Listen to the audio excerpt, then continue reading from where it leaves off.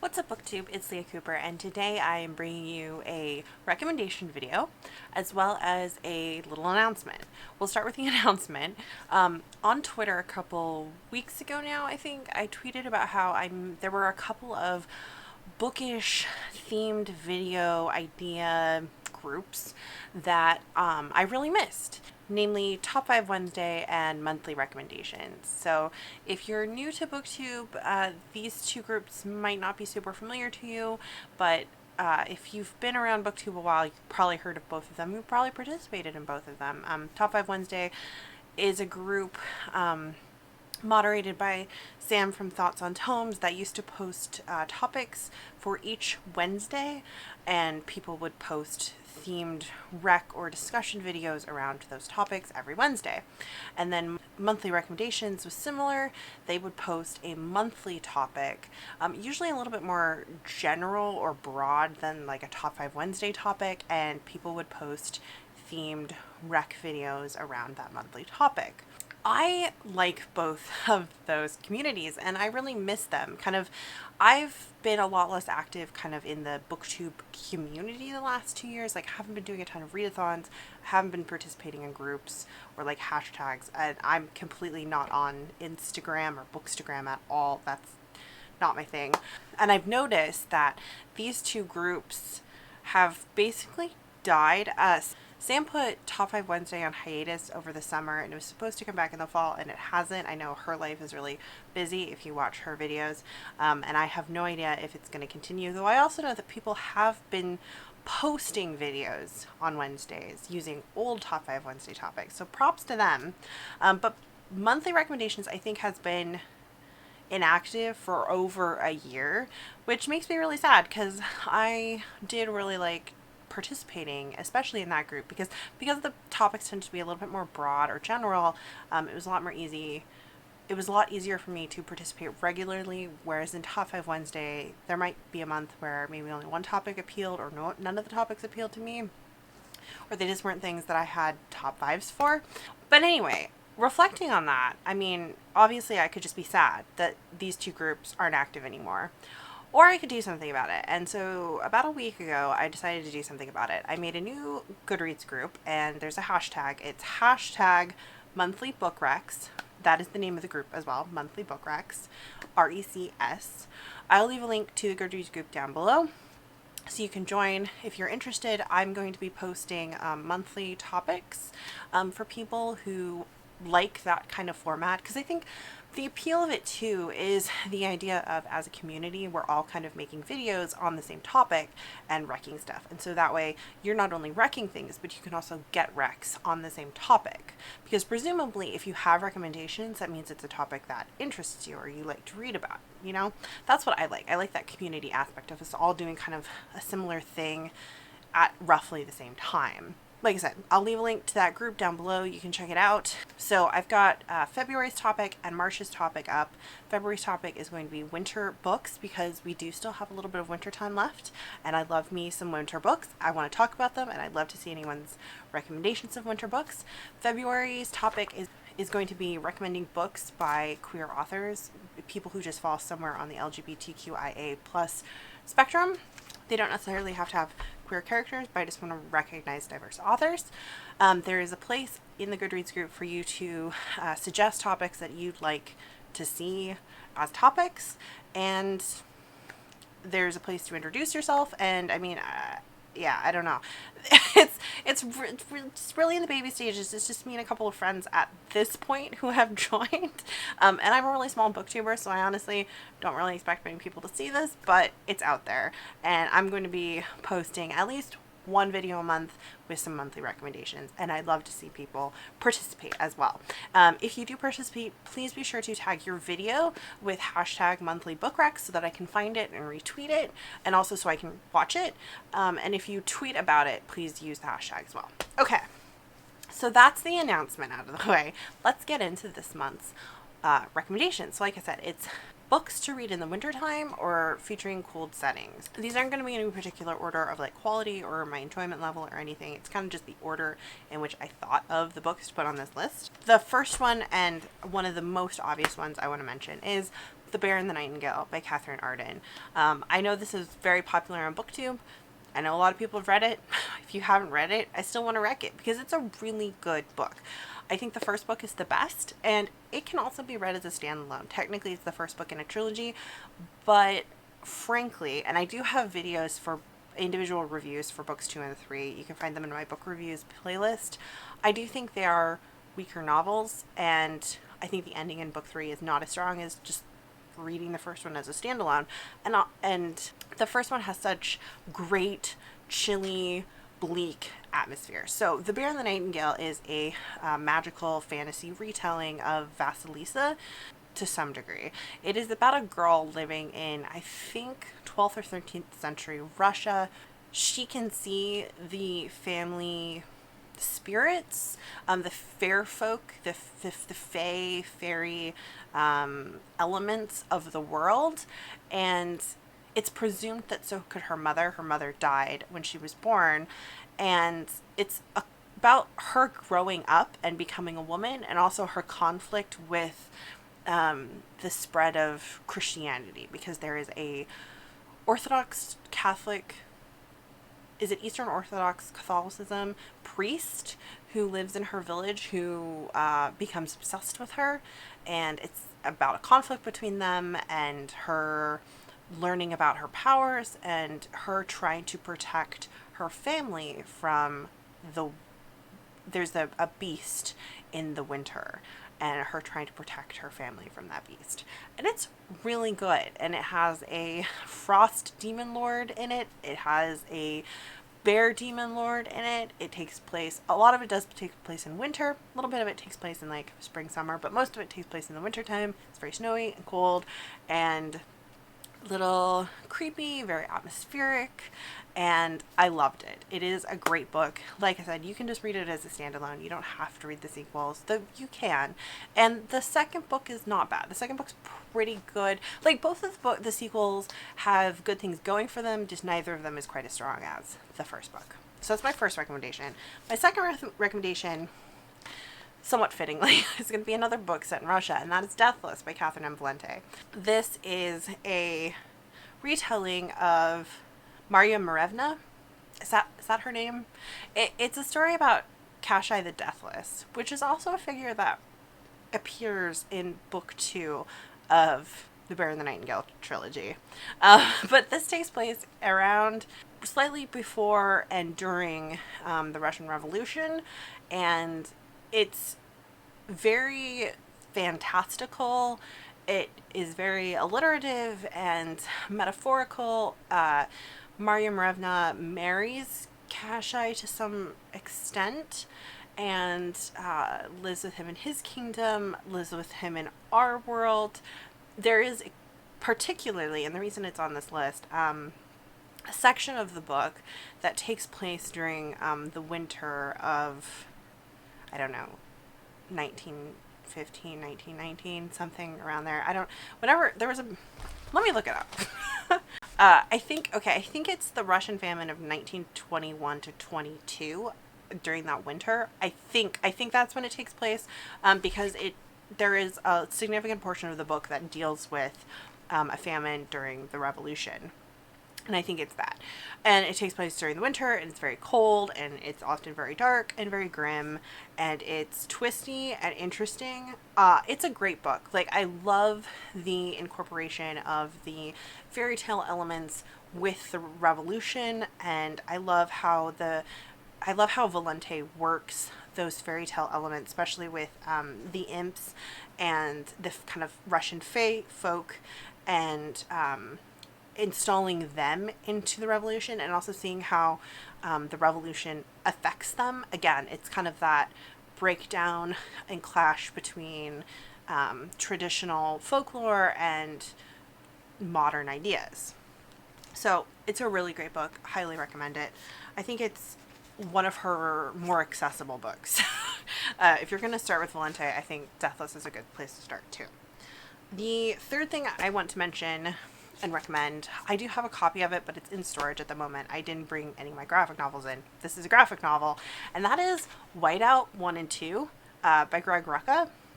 This is by far like my favorite graphic novel duology. It's just a duology. There is a movie based off this called Whiteout starring Kate Beckinsale. The movie is fine. It's not great, but it's not the worst thing ever. And I have a guilty pleasure for it because I freaking love this duology. It takes place on Antarctica. It follows Carrie. She is a U.S. Marshal stationed at, I can't remember if she's actually at McMurdo or one of the other research stations, and she's law and order down on the ice. And they are all getting ready to ship out for the winter because they're not going to overwinter. And someone winds up murdered and she has to solve this murder. So it's kind of got that closed circle murder mystery element. It takes place in Antarctica. It's in black and white, but the artist did an incredibly effective job of portraying how cold and snowy and dangerous Antarctica is. There's a lot of talk about how dangerous Antarctica is and how you have to respect Antarctica and how you have to kind of how you survive it. It's so good. It's also got like this whole treasure hunt element, the murder mystery element, a lot of danger. Carrie is a fantastic character.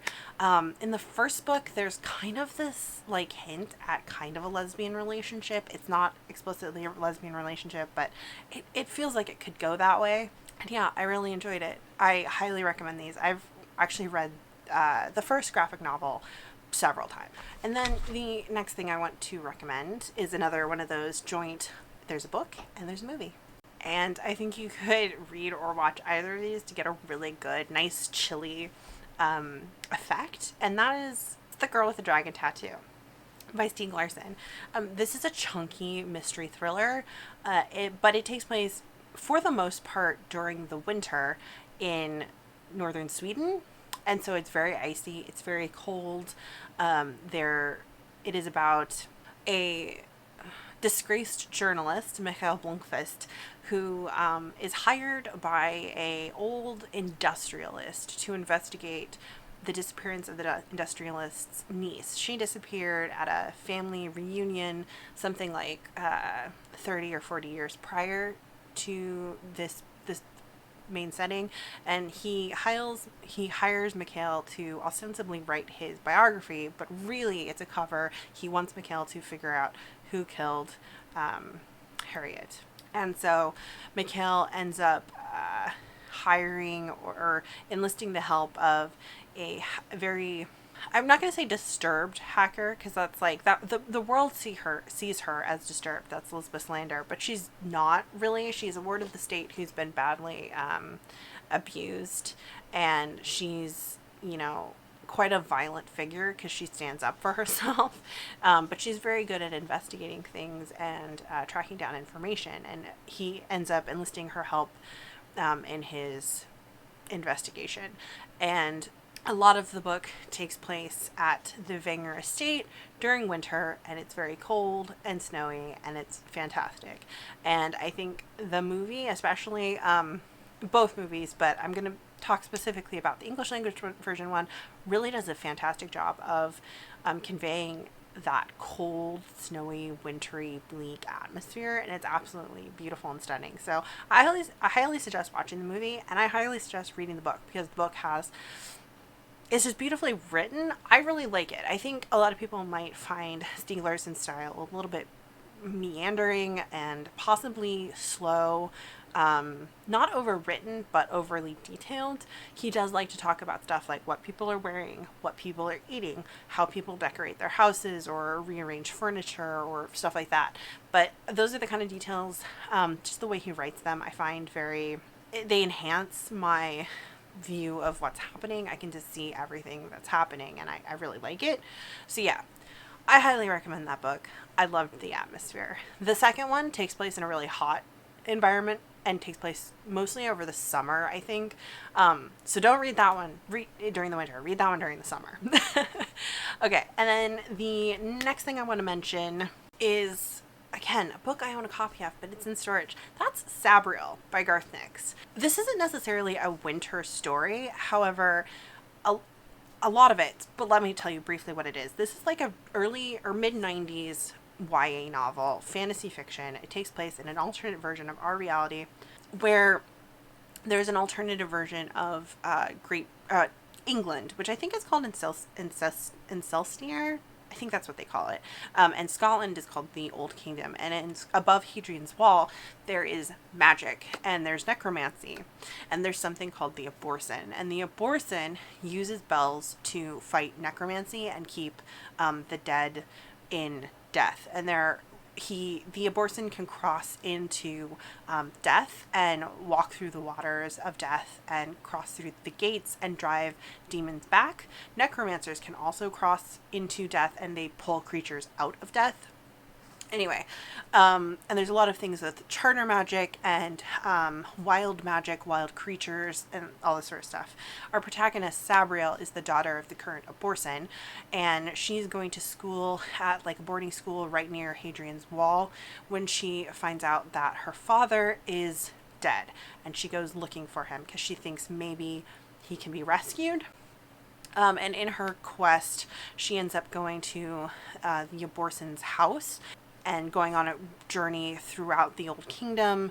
And it's just fantastic. This first one takes place explicitly during the winter time, at least in the Old Kingdom. It's wintry, it's cold, it's snowy, and it's just got like such cool, it's such a cool little journey that she goes on and her little hike, and it's very dark and it's kind of creepy. There's so many elements of the story I love all the magical elements. I love the Aborson's death magic stuff and what the Aborson does, their job. It's so interesting. I love the Aborson's house. They have a wild magic creature kind of enslaved to them called Mogget. I love Mogget. Mogget's in the whole series and Mogget is so good. All of the supporting characters in this series are really good, because there's another wild magic creature in the second and third books. Love that creature too. Anyway, there's also this stuff, this kind of charter magic that they use to imbue a paper plane, like at one point. It's so cool. I really love it, and I was so happy to pick this series up. I think 2 years ago is when I read Sabriel, and then I read Lyriel and Aborson last year and just adored them. But this first one I think is a really good book to read in wintertime because it's just got all those cozy, spooky, dark fantasy elements. So I also wanted to mention a couple of runners-up, I guess you'd say, or like honorable mentions. For instance, I'd add Five Daughters of the Moon by Lena Likatalo to this. I didn't put this on here because I didn't want to have 3 Russian winter books, but this is another fantasy based on the Russian Revolution, and it's also kind of inspired by the death of the Romanov family, but this has fantasy in it, like magic, and so I think some of it takes, like, it starts in the wintertime and then it goes into spring, because I think that's one of the elements, that the girls are being held like the Romanov sisters, or the Romanov girls were, by revolutionaries on this train, and I think it transitions to like spring, and they're all very uncomfortable because, you know, they only have the clothes on their back, kind of. So yeah, that book is really interesting, and it does have a sequel. I have not read the sequel yet, but I do want to. Another good honorable mention is Six of Crows. This first book explicitly has a journey portion of it when they are traveling to their destination where they're going to have their big heist, where they travel through like a snowy northern kingdom. That's really great and very like wintry. I believe Uprooted has a section here where it is wintertime in the forest, because this is about a girl who's taken to be a servant of the dragon in the tower, and he teaches her magic, and there is a magical deadly forest, and I think it's wintertime, at least during a part of this book, if I remember correctly. That's another good one. Just in general, spooky forest book. I think this fits really well to read during winter. Another runner-up is going to be Vasa and the Night by Sarah Porter. This is a fairy tale retelling of Vasilisa again, but it's a contemporary YA setting where Baba Yaga owns convenience stores that are dangerous and deadly. This is a very underrated book. I think this is just a fantastically creepy fairy tale retelling. I think The Queens of Witness Lear by Tessa Gratton is another good one. This is a chunker of a book, and it's adult fantasy based on King Lear by Shakespeare, but it's like, it's so much more than just that. It is like an epic, sprawling, multi-POV, political fantasy novel, and I do believe at least a chunk of it takes place during the winter, if I am remembering that correctly. I feel like there's a lot of scenes where there's different various traveling pieces, and there's lots of snow melt happening. And I mean, I read it during February of last year during a crazy snowstorm. Maybe that's why it feels like a winter book, but it does to me. And I think it's dark and grim and violence, and just kind of a really good book to kind of sink into during some bleak, cold months. I only gave this book a 3.75, and it wasn't the most fun I've ever had reading a book, but it's really weirdly stuck with me. Like, so much of this book I find myself thinking about, and I definitely want to read more by Tessa Gratton. So it's like, I do feel comfortable wrecking this if the plot sounds interesting and if you're not intimidated by a really chunky book. And then I guess the last thing I'll mention, and this for an honorable mention, would be the Widdershins series by Jordan L. Hawk. I read the first 3 in the series, I think, and they weren't my favorite thing, but I know a lot of people who love them, and they're often very creepy, and I think they could appeal if the tags in it basically speak to you. So this is a book of historical paranormal fiction with an romance in it. It takes place in New England, late 19th century, so like 1880s or 1890s, I think, and it draws heavily on Cthulhu mythology, old gods kind of stuff, and like I said, it also has an romance. It's about a guy who works in a museum. He's like a historian, and there is he's not a private investigator. He's a Pinkerton, I think. I want to say he's a Pinkerton, and they kind of get thrown together to solve this murder mystery that has all this like cult, old gods ties, and they both come from very jaded pasts, and yeah. A lot of the stories, at least of the ones I read, took place in like wintertime, and they're very dark and creepy and sinister, and it's New England, and I think at least one of them had heavy snowfall in it. And to me, snowfall and cold equals good books to read during the winter. I'm very basic like that. So okay, that's all of the books I'm going to mention. I feel like that's a pretty comprehensive list of the things that I've read in the last like 4 years that I think work for this topic. Thank you for watching. I hope you check out the Goodreads group and decide to participate, because I'd love to see your recs as well. I'm always looking for more cold, dark, grim, creepy books, especially in like the fantasy genre, obviously, since like I think all of my books were fantasy books in this list, or nearly all of them. And I'll see you guys in my next video.